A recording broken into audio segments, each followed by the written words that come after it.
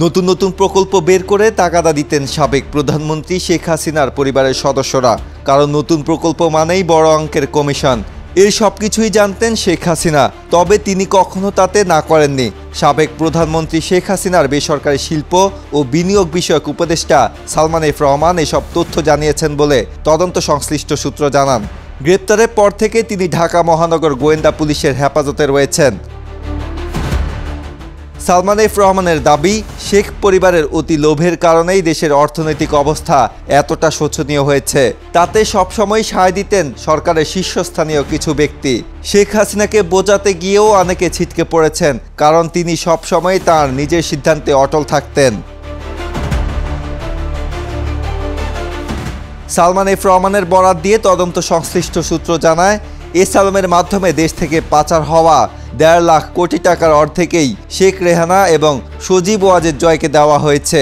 বাংলাদেশ ব্যাংকের তৎকালীন গভর্নর আব্দুর রউফ তালুকদারের সরাসরি তত্ত্বাবধানে এসব অনিয়ম হয়। তবে এসব বিষয়ে কেউ কথা বলার সাহস পাননি। কেবল অর্থ পাচার নয়, দেশের ইস্টার্ন রিফাইনারি চিনিকল হাতিয়ে নিলেও এস আলমের বিষয়ে সবাই নীরব ছিলেন।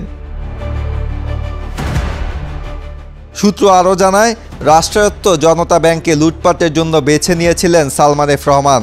তাই নিজের পছন্দের মতো চেয়ারম্যান এবং এমডি নিয়োগ দিতেন।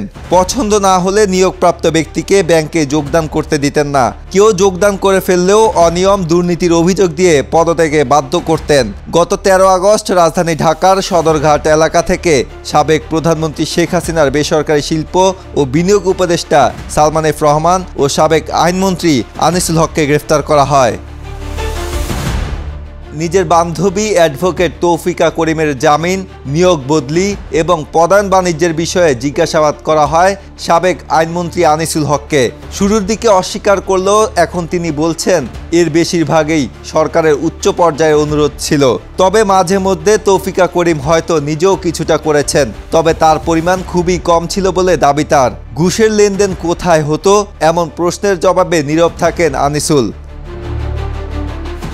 রিমান্ডে সাবেক সমাজ কল্যাণ মন্ত্রী দীপু মনিও জিজ্ঞাসাবাদের সময় নিজের অসুস্থতার বিষয়টি তুলেছেন। গোয়েন্দারা বলছেন, চাঁদপুর পৌরসভার মালিকানাধীন ১২ তলা ভবনের ৩য় তলায় ৩৩০০ বর্গ ফুটের একটি ফ্লোর কিনেছেন দীপু মনি। তবে ৪টি ফ্লোর দখল করে রাখেন তার ভাই ডাক্তার ওবায়দুল রহমান টিপু।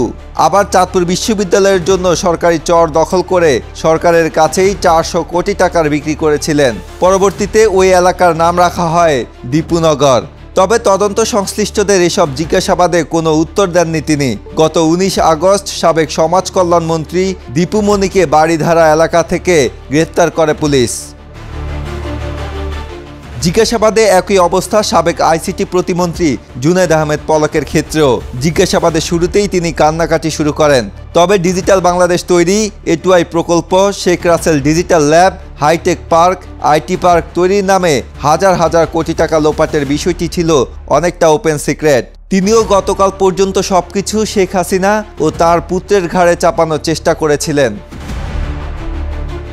রিমান্ডে থাকা রিয়ার অ্যাডমিরাল অবসরপ্রাপ্ত এম সোহাইলের কাছ থেকেও অনেক তথ্য আদায় করতে পারেননি তদন্ত সংশ্লিষ্টরা। তবে তার কাছ থেকে কিছু গুরুত্বপূর্ণ তথ্য বের করা সম্ভব হবে বলে প্রত্যাশা তদন্ত সংশ্লিষ্টদের। গত ১৫ আগস্ট সাবেক ডেপুটি স্পিকার শামসুল হক টুকু, সাবেক ডাক, টেলিযোগাযোগ ও তথ্য প্রযুক্তি প্রতিমন্ত্রী জুনায়েদ আহমেদ পলক এবং ছাত্রলীগের ঢাকা বিশ্ববিদ্যালয় শাখার সাধারণ সম্পাদক তানভীর হাসান সৈকতের ১০ দিনের রিমান্ড মঞ্জুর করেন আদালত। এর আগে গত ১৪ আগস্ট রাজধানীর খিলক্ষেত থানায় নিকুঞ্জ আবাসিক এলাকায় আত্মগোপনে থাকা অবস্থায় এই ৩ জনকে গ্রেফতার করা হয়। পরে তাদেরকে রাজধানীর পল্টনে এক রিকশা চালককে হত্যার অভিযোগে পল্টন থানায় দায়ের করা মামলায় গ্রেফতার দেখানো হয়। গত ১৫ আগস্ট রাজধানীর খিলক্ষেত এলাকা থেকে ন্যাশনাল কমিউনিকেশন মনিটরিং সেন্টারের সাবেক মহাপরিচালক মেজর জেনারেল জিয়াউল আহসানকে গ্রেফতার করা হয়। তাকে রাজধানীর ঢাকা কলেজের সামনে এক হকারকে হত্যার অভিযোগে নিউ মার্কেট থানায় দায়ের করা মামলায় গ্রেফতার দেখানো হয়। ওই দিনই তাকে আদালতে হাজির করা হলে আদালত ৮ দিনের রিমান্ড মঞ্জুর করেন। গত 20 আগস্ট ঢাকার বনানী থেকে নৌবাহিনী থেকে চাকরিচ্যুত চট্টগ্রাম বন্দরের সদ্য সাবেক chairman rear admiral Mohammad Sohail এবং রামপুরা থেকে সাবেক এমপি ও আওয়ামী লীগের সাংগঠনিক সম্পাদক আহমদ হোসেনকে গ্রেফতার করে পুলিশ। গত 22 আগস্ট বাংলাদেশের ওয়ার্কার্স পার্টির সভাপতি ও সাবেক মন্ত্রী রাশেদ খান মিননকে গুলশানের বাসা থেকে আটক করে পুলিশ। পরে রাজধানী নিউ মার্কেটের ব্যবসায়ী আব্দুল ওয়াদুদ হত্যা মামলায় তাকে গ্রেফতার দেখানো হয়। 23 আগস্ট তার 5 দিনের রিমান্ড মঞ্জুর করেন আদালত। রিমান্ড শেষে গতকাল তাকে আদালতে পাঠান তদন্তকারী কর্মকর্তা। গত 24 আগস্ট রাজধানী শান্তিনগরের বাসা থেকে সাবেক বস্ত্র ও পাট মন্ত্রী এবং গাজী গ্রুপের চেয়ারম্যান গোলাম দস্তগীর গাজীকে গ্রেফতার করা হয়। নারায়ণগঞ্জের রূপগঞ্জ থানায় শেখ হাসিনা, গোলাম দস্তগীর গাজী সহ 105 জনের নামে হত্যা মামলা করা হয়। সেই মামলায় তাকে গ্রেফতার দেখানো হয়।